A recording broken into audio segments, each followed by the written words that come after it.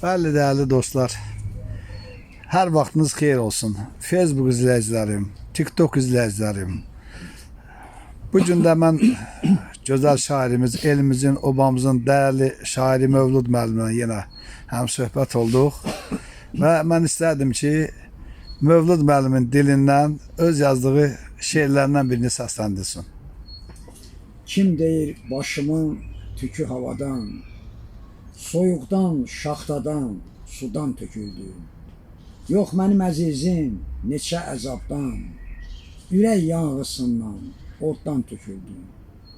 Yandım yetimlərin yetim halına, yandım tənhaların tənha ömrünə.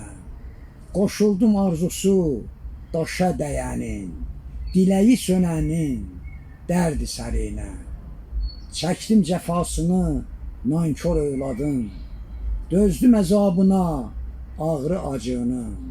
Dostlarım bilməyir, hələ deyir də, izi də qalmayıb o gül saçının.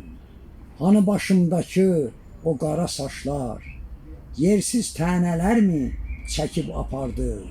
Yoxsa təbiyyətin quduz tufanı, rəhimsiz küləyi didib qopartdı? Saçların tökülüb mənə deyənlər, bəlkə də düşünmür nədən töküldü. Bilmirlər çəkdiyim neçə əzabdan, ürək yanğısından, dərddən töküldü. Sağ ol şair, Allah sizə can sağlığı versin. Düşünürəm, bir gün yaşım 50-yə, bir gündə adlayıb 100-ə çatacaq.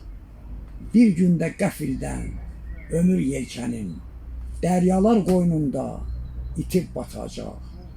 Dünyanı əbədi görməyəcəyəm. İlahi, nə qədər ağır dərddir bu. Ulu təbiyyətin insana qarşı hökmüdür, özü də yaman sərtdir bu. Əbədi suyundan içməyəcəyəm.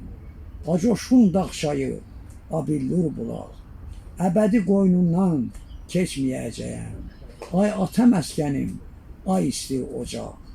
Bir daha sərinmi ipək ruhumu, kövrə ürəyimi oxşamayacaq.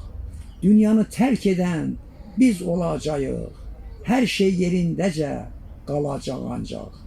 Həyatın qəribə hikmətinə bax. Yaşamaq gözəldir, bəs ölüm nədir?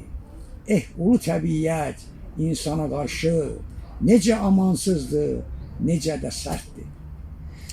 Sağ olun ay Mövlud müəllim. Allah sizə can sağlığı versin. Değerli dostlarım, növbəti bizim TikTok'da və Facebook səhifələrində çalışacaq Mövlud müəllimin şeirlərini bir daha sizlərin nəzərinə çatdıraq.